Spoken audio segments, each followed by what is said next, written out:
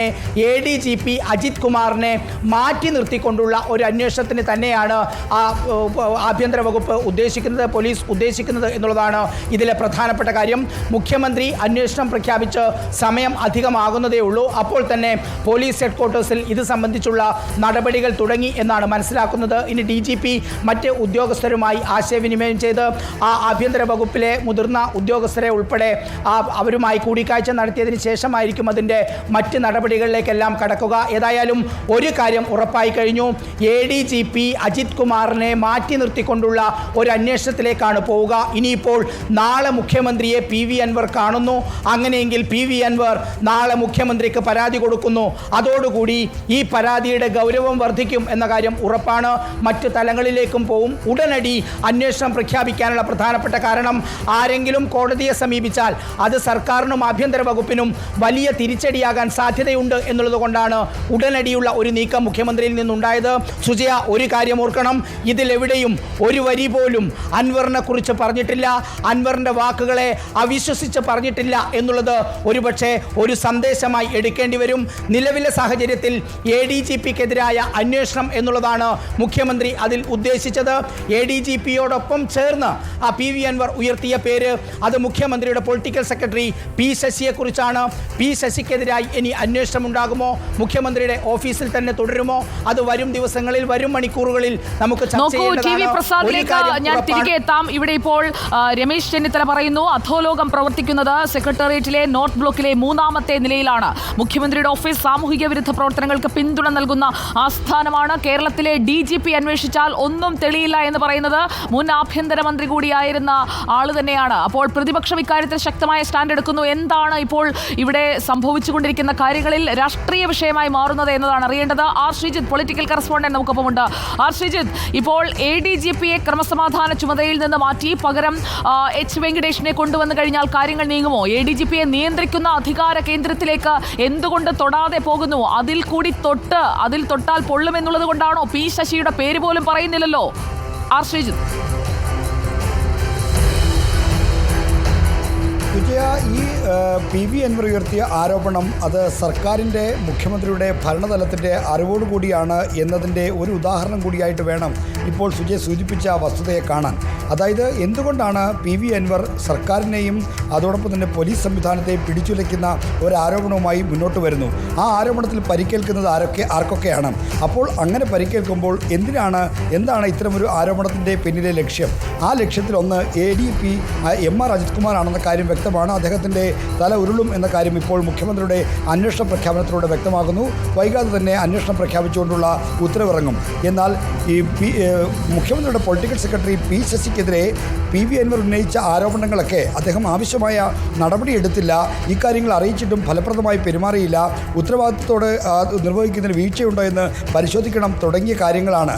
അതായത് MR അജിത് കുമാറും ഈ P ശശിയും അടുത്ത കാലത്ത് അത്ര നല്ല ബന്ധമല്ല എന്ന വിവരങ്ങളും പുറത്തു വരുന്നുണ്ട്. എന്തായാലും ശശിക്കെതിരെ ഇതിനു മുൻപ് ചെയ്യിച്ച കാര്യങ്ങളൊക്കെ അവിടെ ഇല്ലാതാകില്ലല്ലോ ആർ ശ്രീജിത്ത്. അതായത് രാഷ്ട്രീയ നേതൃത്വത്തിന്റെ പിന്തുണയില്ലാതെ ഒരു ഉയർന്ന പോലീസ് ഉദ്യോഗസ്ഥൻ ഒരിക്കലും കാര്യങ്ങൾ നീക്കില്ല. അതുകൊണ്ട് തന്നെ സ്വർണ്ണക്കടത്തിൽ അറിയാമല്ലോ, സ്വർണ്ണക്കടത്തിൽ ആരോപണം മുനയിലേക്ക് നീണ്ടത് മുഖ്യമന്ത്രിയുടെ ഓഫീസാണ്. ആ ആരോപണങ്ങൾ ഇപ്പോഴും നിലനിൽക്കുകയാണ്, അല്ലെങ്കിൽ അതിന്മേലുള്ള കേസുകൾ ഇപ്പോഴും നിലനിൽക്കുകയാണ്. ശിവശങ്കരൻ എവിടെയായിരുന്നു ജോലി ചെയ്തിരുന്നത് എന്നുള്ളത് നമുക്കറിയാം, എവിടെയായിരുന്നു, ഏത് ഓഫീസിലാണ് പോസ്റ്റിംഗ് എന്നുള്ളത് നമുക്കറിയാം. അങ്ങനെയുള്ള പല ആരോപണങ്ങളും നിലനിൽക്കുമ്പോൾ ഒരു ലോ ആൻഡ് ഓർഡർ ADGP മാത്രം വിചാരിച്ചാൽ ഈ കാര്യങ്ങളൊക്കെ നടക്കുമെന്നുള്ളത് എങ്ങനെയാണ് കേരളം വിശ്വസിക്കുക? P ശശിയെ തൊടാതെ ADGP MR അജിത് കുമാറിനെ മാത്രം മാറ്റിയത് കൊണ്ട് എന്താണ് കാര്യം? ആർ ശ്രീജിത്ത്. സുജിയ, P ശശിക്ക് പൊളിറ്റിക്കൽ പേട്രണേജ് ഉണ്ട്. MR അജിത് കുമാറിന് ഒരു വിവാദം വരുമ്പോൾ ആ പൊളിറ്റിക്കൽ പേട്രണേജ് ലഭിക്കുന്നില്ല എന്നതാണ് അതിൻ്റെ ഉത്തരം. അതായത് രാഷ്ട്രീയമായ പിന്തുണയുടെ അടിസ്ഥാനത്തിൽ പോലീസിനെ കൊണ്ട് കാര്യങ്ങൾ നിർവഹിപ്പിക്കുക, കാര്യങ്ങൾ ചെയ്യിക്കുക എന്ന ദൗത്യമാണ് പൊളിറ്റിക്കൽ സെക്രട്ടറി പദവിയിലിരുന്ന് P ശശി നടത്തുന്നത്. അത് സർക്കാരിൻ്റെ താല്പര്യങ്ങൾ കൂടി കണ്ടറിഞ്ഞ്, CPIMൻ്റെ താല്പര്യങ്ങൾ കൂടി കണ്ടറിഞ്ഞ് സർക്കാരിൻ്റെ മൊത്തത്തിലുള്ള ഒരു ഇടപെടലിൻ്റെ ഒരു കേന്ദ്രമായി, പ്രഭവ കേന്ദ്രമായി പൊളിറ്റിക്കൽ സെക്രട്ടറി എന്ന ഹോട്ട് സീറ്റ് മാറി അതങ്ങനെ പ്രവർത്തിക്കുകയാണ്. എന്നാൽ അത്തരമൊരു ഘട്ടത്തിൽ പി ശശിയെ പൊളിറ്റിക്കൽ സെക്രട്ടറി സ്ഥാനത്ത് നിന്ന് ഈ ഒരു ആരോപണത്തിൻ്റെ പശ്ചാത്തലത്തിൽ മാറ്റുകയാണെങ്കിൽ അത് മുഖ്യമന്ത്രിയെ കൂടി ബാധിക്കുന്ന ഒരു വിഷയമായി മാറും. ഇപ്പോഴും മുഖ്യമന്ത്രിയെ ഈ പറഞ്ഞ വിവാദങ്ങൾ ബാധിച്ചിട്ടില്ല എന്നതല്ല, അൻവർ ഉയർത്തുന്ന ആക്ഷേപങ്ങളിൽ ആ അമ്പുകൾ ചെന്ന് കൊള്ളുന്നത് പ്രത്യക്ഷത്തിൽ പി ശശിക്കും എം ആർ അജിത് കുമാറിനുമാണെങ്കിൽ അതിൻ്റെ ധാർമ്മിക ഉത്തരവാദിത്തം മുഖ്യമന്ത്രി പിണറായി വിജയനാണ് വന്നു ചേരുന്നത് എന്ന കാര്യം അവിതർക്കിതമാണ്. കാരണം എന്തുകൊണ്ട് മുഖ്യമന്ത്രിക്ക് തൻ്റെ പൊളിറ്റിക്കൽ സെക്രട്ടറി എന്ന സംവിധാനത്തെ മേൽ നിയന്ത്രണമില്ല? എന്തുകൊണ്ട് മുഖ്യമന്ത്രിക്ക് തൻ്റെ സേനയ്ക്ക് മേൽ നിയന്ത്രണമില്ല? ആഭ്യന്തര വകുപ്പ് മന്ത്രി എന്ന നിലയിൽ മുഖ്യമന്ത്രിക്ക് നിർവഹിക്കേണ്ട ചുമതലകൾ അദ്ദേഹം വീഴ്ച വരുത്തി, അദ്ദേഹത്തിന് ഭരണപരമായ മേൽനോട്ടം വഹിക്കുന്നതിൽ പരാജയം സംഭവിച്ചു എന്നത് തന്നെയാണ് ഇതിൻ്റെ കൃത്യമായ ചിത്രം. എന്നാൽ അങ്ങനെ ഒരു ചിത്രമുണ്ടാക്കി എം ആർ അജിത് കുമാറിനെ മാത്രം മാറ്റുന്നു എന്ന് പറയുമ്പോൾ അക്കാര്യത്തിൽ മറ്റെന്തെങ്കിലും ഭരണതലത്തിലുള്ള ഒരു ആലോചനകൾ, മറ്റെന്തെങ്കിലും ലക്ഷ്യങ്ങളുടെ കൂടി അടിസ്ഥാനത്തിലാണോ എന്ന തരത്തിലുള്ള വർത്തമാനങ്ങൾ രാഷ്ട്രീയ ഉപശാലകളിൽ സജീവമാണ്. ഇത് ഭരണതലത്തിൽ, അതായത് പി വി അൻവർ ഒരു ഘട്ടത്തിലും മുഖ്യമന്ത്രിയെ വിട്ട് പെരുമാറാത്ത അല്ലെങ്കിൽ മുഖ്യമന്ത്രിയെ വിട്ടു നിൽക്കാത്ത ഒരാളാണ്. അപ്പോൾ ഇത്തരമൊരു ഗുരുതരമായ ആക്ഷേപം എം ആർ അജിത് കുമാറിനെതിരെയും മറ്റും ഉന്നയിക്കുമ്പോൾ അത് ഭരണതലത്തിലുള്ള ഭരണ നേതൃത്വത്തിൻ്റെ അറിവോടുകൂടിയാണ് എന്ന് സംശയിക്കണം. എന്നാൽ ഇത്രമേൽ കാര്യങ്ങളെ വികൃതമാക്കി, ഇത്രമേൽ കാര്യങ്ങളെ സർക്കാരിനും പോലീസിനും നാണക്കേടുണ്ടാക്കുന്ന തരത്തിലേക്ക് കൊണ്ടുവന്ന് എന്തുകൊണ്ട് എം ആർ അജിത് കുമാറിനെ മാറ്റണം? അല്ലാതെ തന്നെ ഒരു തീരുമാനമെടുക്കാൻ സർക്കാരിന് കഴിയില്ലേ? അപ്പോൾ എന്താണ് ഇതിന്റെ പിന്നിൽ? ഇങ്ങനെയാണെങ്കിൽ എം ആർ അജിത് കുമാറിനെ ആ സ്ഥാനത്ത് നിന്ന് മാറ്റിക്കഴിഞ്ഞാൽ എം ആർ അജിത് കുമാർ തുറന്നു പറയുന്ന പേരുകൾ അത് വളരെ പ്രധാനപ്പെട്ടതാണ്.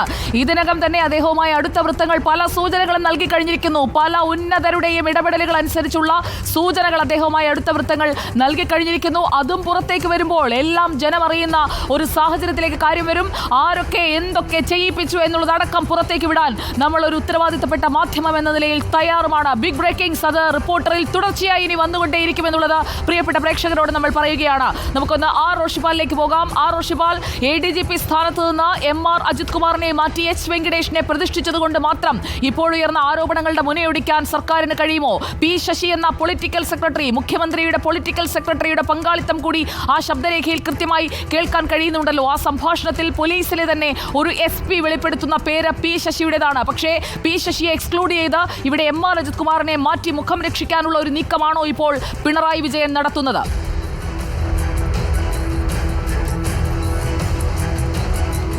സുജയ, എന്തായാലും ആരോപണങ്ങൾ തുടർച്ചയായി ഉയർന്ന ഒരു പശ്ചാത്തലത്തിൽ തന്നെ അതിനിടയിൽ എം ആർ അജിത് കുമാർ തന്നെ പറഞ്ഞിട്ടുണ്ട് ഈ ആരോപണങ്ങളിൽ അന്വേഷണം ആവശ്യപ്പെട്ട് മുഖ്യമന്ത്രി സമീപിച്ചുവെന്ന്. അങ്ങനെ ഒരു സാഹചര്യത്തിൽ എം ആർ അജിത് കുമാറുമായി ബന്ധപ്പെട്ട വൃത്തങ്ങളിൽ ലഭിക്കുന്ന സൂചന സ്വമേധയാ താൻ ഈ പദവി ഒഴിയാം, തന്നെ മാറ്റണം എന്ന ഒരു ആവശ്യവും മുന്നോട്ട് വെച്ചു, അനൗദ്യോഗികമായി മുഖ്യമന്ത്രിക്ക് മുന്നാകെ വെച്ചു എന്ന വിവരങ്ങളും പുറത്തു വരുന്നുണ്ട്. ഏതായാലും ആരോപണങ്ങൾ ഉയർന്ന ഒരു സാഹചര്യത്തിൽ തന്നെയാണ് ADGP ലോ ആൻഡ് ഓർഡർ പദവിയിൽ നിന്നും എം ആർ അജിത് കുമാറിനെ മാറ്റി ക്രൈംബ്രാഞ്ച് മേധാവിയായ എച്ച് വെങ്കടേഷിനെ ADGP ലോ ആൻഡ് ഓർഡർ ആക്കാനുള്ള ഒരു നീക്കം സർക്കാരിൻ്റെ ഭാഗത്തുനിന്നുണ്ടാകുന്നത്. ഏതായാലും ഇന്ന് DGP ഇന്ന് മുഖ്യമന്ത്രി ഈ കാര്യം ധരിപ്പിച്ചു. മുഖ്യമന്ത്രി ഈ കാര്യത്തിൽ അനുമതി നൽകിയെന്ന സൂചന വരുന്നുണ്ട്. അല്പസമയത്തിനകം തന്നെ ഈ കാര്യത്തിൽ ഒരു വ്യക്തത വരും. ഏതായാലും എം ആർ അജിത് കുമാറിന് പകരം ലോ ആൻഡ് ഓർഡർ ADGP ആയി വരാൻ പോകുന്നത് ആരാണെന്നത് അറിയാൻ ഇനി അല്പസമയത്തിനകം കാത്തിരുന്നാൽ മതി. ഇപ്പോൾ പരിഗണിക്കുന്നത് എച്ച് വെങ്കടേഷിനെ കൊണ്ടുവരാനുള്ള ആലോചനയാണ്. കാരണം തീർച്ചയായും എച്ച് വെങ്കടേഷിനെയാണ് പരിഗണിക്കുന്നത്. അതിനപ്പുറത്തേക്ക് S ശ്രീജിത്ത് ഇപ്പോൾ അഡ്മിനിസ്ട്രേഷൻ ചുമതലയുള്ള ADGP ഉണ്ട്. നേരത്തെ ലോ ആൻഡ് ഓർഡർ ADGP ആയിരുന്ന മനോജ് എബ്രഹാം അടക്കമുണ്ട്. അങ്ങനെ പലരുടെ പേരുകളുണ്ടെങ്കിലും എച്ച് വെങ്കടേഷിനാണ് കൂടുതൽ സാധ്യത. ഇപ്പോൾ ക്രൈംബ്രാഞ്ച് മേധാവി കൂടിയാണ് എച്ച് വെങ്കടേഷ്. എച്ച് വെങ്കടേഷിനെ ലോ ആൻഡ് ഓർഡർ ചുമതല നൽകി പോലീസിൽ ഒരു പരിഷ്കാരം, ഒരു ശുദ്ധീകരണമാണ് സർക്കാർ ലക്ഷ്യമിടുന്നത് എന്ന രീതിയിലുള്ള വിശദീകരണവും വരാൻ സാധ്യതയുണ്ട്. ഏതായാലും വലിയ അവമതിപ്പ് പോലീസ് സേനയിൽ ഉണ്ടാക്കിയ ആരോപണ ശരങ്ങൾ മുഴുവൻ ADGP എം ആർ അജിത് കുമാറിനോ അല്ലെങ്കിൽ പി ശശിക്കും മാത്രമല്ല, അത് മുഖ്യമന്ത്രിക്ക് നേരെയും ഉയർന്ന ഒരു സാഹചര്യമുണ്ട്. ഇങ്ങനെ ഒരു സാഹചര്യം കൂടെ പരിഗണിച്ചാണ് കൂടുതൽ ഇത് വിവാദങ്ങൾ നീട്ടിക്കൊണ്ടുപോകാതെ എം ആർ അജിത് കുമാറിനെ മാറ്റി മറ്റൊരാളെ ആ പദവിയിൽ പ്രതിഷ്ഠിച്ച് മുന്നോട്ട് പോകാനുള്ള പി ശശിയെ മാറ്റുന്ന നടക്കുന്ന കാര്യങ്ങൾ അത് രാഷ്ട്രീയമാണ്. ഏതായാലും നിലവിൽ എം ആർ അജിത് കുമാറിനെ മാറ്റാനുള്ള തീരുമാനത്തിലേക്ക് എത്തുന്നു. ഒപ്പം അവിടെ എച്ച് വെങ്കടേഷിന് പ്രഥമ പരിഗണന നൽകുന്നു എന്ന വിവരങ്ങളാണ് ഇപ്പോൾ പുതുതായി നമുക്ക് ലഭിക്കുന്നത്. Sujaya, law and order ADGP സ്ഥാനത്ത് നിന്ന് എം ആർ അജിത് കുമാറിനെ മാറ്റുന്നു എന്നുള്ളതാണ് ഈ നിമിഷത്തിലെ ഏറ്റവും പ്രധാനപ്പെട്ട വാർത്ത. പകരക്കാരനായി എച്ച് വെങ്കടേഷ് വരുന്നു. റോഷിപാൽ, അപ്പോഴും നമ്മുടെ പ്രേക്ഷകരിലേക്ക് നമ്മൾ കൊടുക്കേണ്ട ഒരു വ്യക്തതയുണ്ട്. അതായത് ADGP MR അജിത് കുമാറിന്റെ വീട് നിർമ്മാണം അതടക്കം പല കാര്യങ്ങളും PV അൻവർ MLA പുറത്തേക്ക് വിട്ടിരിക്കുകയാണ്. ഇതിന്റെ എല്ലാം തെളിവുകളോടുകൂടിയാണ് PV അൻവർ ആരോപണം ഉന്നയിക്കുന്നത്. പാർട്ടിയുടെ ഒരു പിന്തുണയോടെ, മുഖ്യമന്ത്രിയുടെ അറിവോടെ തന്നെയാണ് ഇക്കാര്യങ്ങളുമായി ഇപ്പോൾ PV അൻവർ മുന്നോട്ട് പോകുന്നത് എന്ന് വേണ്ടേ മനസ്സിലാക്കാൻ?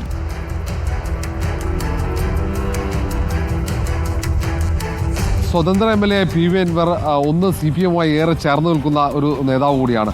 സ്വാഭാവികമായും മുഖ്യമന്ത്രിയുടെ അറിവോടെയല്ലാതെ ഇത്രയും ഗൗരവമായ ഒരു ആരോപണം ഉന്നയിക്കാൻ സാധ്യതയില്ല. MR അജിത് കുമാർ സർക്കാരുമായി ഏറ്റവും അടുപ്പമുള്ള ഒരാളാണ്. പ്രത്യേകിച്ച് മുഖ്യമന്ത്രിയുമായി ഏറെ അടുപ്പമുള്ള ഒരു പോലീസ് ഓഫീസർ കൂടിയാണ് MR അജിത് കുമാർ എന്ന് എല്ലാവർക്കും അറിയാവുന്നതാണ്.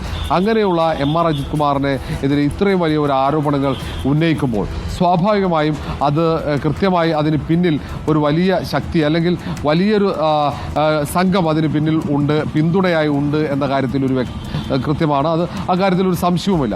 ഏതായാലും അതുകൊണ്ട് തന്നെ മുഖ്യമന്ത്രിയുമായി ഈ കാര്യം ആശയവിനിമയം നടത്തിയിട്ടുണ്ടാകും എന്ന നിഗമനമാണ്. അതിനുശേഷമായിരിക്കാം PV അൻവർ ഇത്തരത്തിൽ ആരോപണങ്ങൾ തുടർച്ചയായി ഉന്നയിച്ചത്. ഒരു ദിവസം കൊണ്ട് അവസാനിപ്പിച്ചതല്ല. ഓരോ ദിവസവും ADGP MR അജിത് കുമാറിനെതിരെ പുതിയ ആരോപണങ്ങൾ, പുതിയ തെളിവുകളാണ് വിട്ട് PV അൻവർ മുന്നോട്ട് പോകുന്നതും. ഒപ്പം വലിയൊരു അന്വേഷണം വേണമെന്നാവശ്യപ്പെട്ട് PV അൻവർ മുഖ്യമന്ത്രി അടക്കം സമീപിക്കുന്നുണ്ട്. അത്തരത്തിൽ MR അജിത് കുമാറിനെതിരെ ഒരു തുറന്ന പോരാട്ടത്തിന് തന്നെയാണ് PV അൻവർ MLA തയ്യാറെടുത്തിരിക്കുന്നതും അതുമായി മുന്നോട്ട് പോവുകയും ചെയ്യുന്നത്. ഈ സാഹചര്യത്തിൽ സ്വാഭാവികമായും അങ്ങനെ PV അൻവറിന് തനിച്ച് ഇത്രയും വലിയ ആരോപണങ്ങൾ ഉന്നയിക്കാനും ഇങ്ങനെ ഒരു പോരാട്ടത്തിന് ഇറങ്ങാനും കഴിയുമെന്ന് തോന്നുന്നില്ല. അതുകൊണ്ട് സ്വാഭാവികമായും മുഖ്യമന്ത്രിയുടെ അറിവുണ്ടാകാം. മുഖ്യമന്ത്രിയെ നേരത്തെ ഈ കാര്യങ്ങൾ ധരിപ്പിച്ചിട്ടുണ്ടെന്ന് PV അൻവർ തന്നെ പറയുന്നുമുണ്ട്.